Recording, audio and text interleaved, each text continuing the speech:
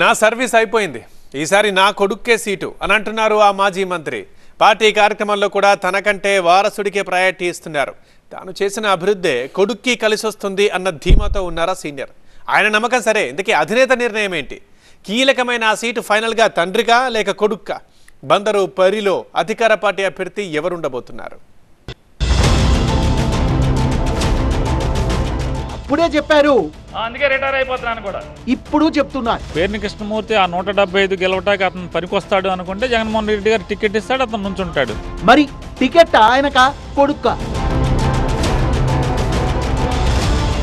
Political retirement తీసుకొని వారసుని నిలబెట్టాలన్నది తండ్రి ఆలోచన. టికెట్ ఇస్తే పోటీ చేస్తాడు, లేదంటే పార్టీ జెండా పట్టుకుంటాడని మాజీ మంత్రి చెప్తున్నా మచిలీపట్నం వైసీపీ టికెట్ పై చర్చ మాత్రం ఆగలేదు. నియోజకవర్గాల్లో ఇన్ఛార్జీల మార్పుతో గెలుపు గుర్రాల్ని తెరపైకిస్తున్నారు సీఎం వైఎస్ జగన్మోహన్ రెడ్డి. కసరత్తులో చివరికి బందరు సీటు ఎవరికన్నా ఉత్కంఠ పెరుగుతోంది. మచిలీపట్నంలో సిట్టింగ్ ఎమ్మెల్యేగా ఉన్నారు మాజీ మంత్రి పేర్ని నాని.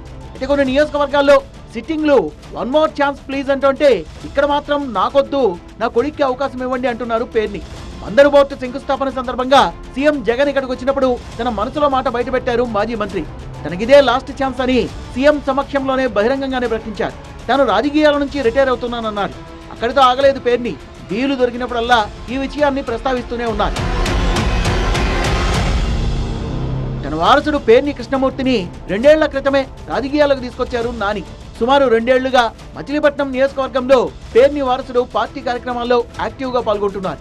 తన ఎమ్మెల్యే అయినా చాలా కార్యక్రమాల్లో కొడుకునే ముందుండి నడిపిస్తున్నారు పేర్ని నాని. 2 ఏళ్లుగా స్థానికంగానే కాకుండా పార్టీలో కూడా మంచి గుర్తింపు తెచ్చుకున్నారు పేర్ని కిట్టు. పేర్ని నాని ఎప్పుడూ కూడా తన నియోజకవర్గానికే పరిమితం కాలేదు. పార్టీ నుంచి విపక్షాలకు కౌంటర్ ఇచ్చే నేతల్లో ముందుంటున్నారు పేర్ని. సీఎంను పార్టీని ఎవరైనా విమర్శిస్తే తనదైన శైలిలో కౌంటర్లు ఇవ్వడంలో ఆయనకంటూ ఓ మార్కు ఉంది. మంత్రి పదవి పోయినా ఎమ్మెల్యేగా కూడా తన మార్కు చూపిస్తున్నారు. అందుకే తన విన్నపాన్ని అధినేత కాదనరన్న నమ్మకంతో ఉన్నారట ఎక్స్ మినిస్టర్.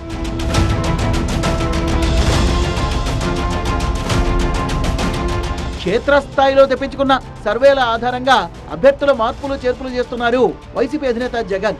ఇప్పటికే 11 మంది ఇన్ఛార్జీల్ని మార్చిన సీఎం రేపమాపో మరికొన్ని మార్పుల్ని ప్రకటిస్తారన్న చర్చ జరుగుతోంది. కొందరు సిట్టింగ్ల పేర్లు గల్లంతయ్యేలా ఉన్నాయి. అందుకే మలివిడత జాబితాలో మచిలీపట్నం సీటుపై అధినేత నిర్ణయం ఎలా ఉండబోతోందన్న ఉత్కంఠ అందరిలోనూ ఉంది. అన్ని వర్గాలతో పేర్ని కుటుంబానికి సంబంధాలున్నాయి. అధినేతకు నమ్మకస్తుడైన నేతగా ఆయనకు గుర్తింపు ఉంది. అలాంటిది అనుభవజ్ఞుడైన పేర్ని నానిని కాకుండా ఆయన కుమారుణ్ణి ఇన్ఛార్జిగా ప్రకటించే అవకాశాలున్నాయా అన్నదానిపై పార్టీ శ్రేణుల్లో చర్చ జరుగుతోంది.